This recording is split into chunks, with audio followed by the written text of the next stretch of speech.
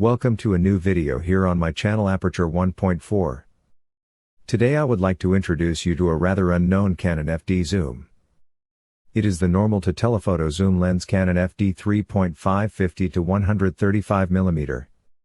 An unusual focal length range for a zoom lens, but that was the attraction for me to buy this lens and adapt it to my Sony a7 III. And it offers a comparatively high speed of 3.5, just like the fabulous Canon FD 3.5 35 to 105 mm, which I already recommended as a standard zoom lens for your FD camera in another video. As you can see here, this zoom lens is built as a push and pull zoom.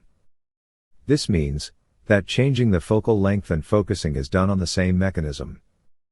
You change the focal length by pushing it back and forth, and at the same time you can turn the adjustment ring to focus. The lens was launched in 1981. It consists of 16 optical elements, arranged in 12 groups. The weight is 720 grams, with a length of about 12.5 centimeters, and a diameter of about 71 millimeters. It accepts screw-in filters of 58 millimeters.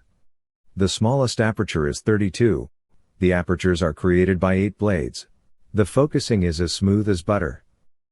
The shortest focusing distance is 1.5 meters, which is not very impressive from today's point of view. When the lens is set to the 50 mm setting, you can use the macro option and focus on closer subjects. I couldn't find a specification at Canon. My own tests resulted in a minimum distance, measured from the sensor plane, of about 50 centimeters. The aperture can be adjusted in half values. If you adapt the lens to a mirrorless camera, remember to close or open the aperture via a switch on the adapter itself.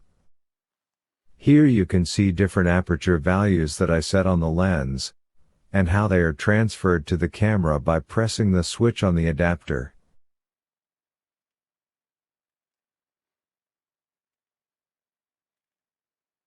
Here the smallest aperture, f32.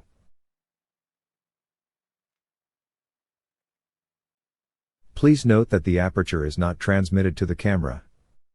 Since there is no electronic communication between the lens and the camera, the aperture values do not appear in the EXIF data. Always use the maximum aperture for focusing.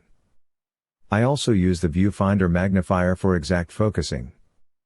If you want to check if you really close the aperture, note the change of the shutter speed in the viewfinder or display of your camera. Since less light falls on the exposure sensor when the aperture is closed, the exposure time changes accordingly. I would like to point out the, in my opinion, only weakness of the lens. Like many lenses from this period, it is very sensitive to stray light. It does not like direct backlight at all.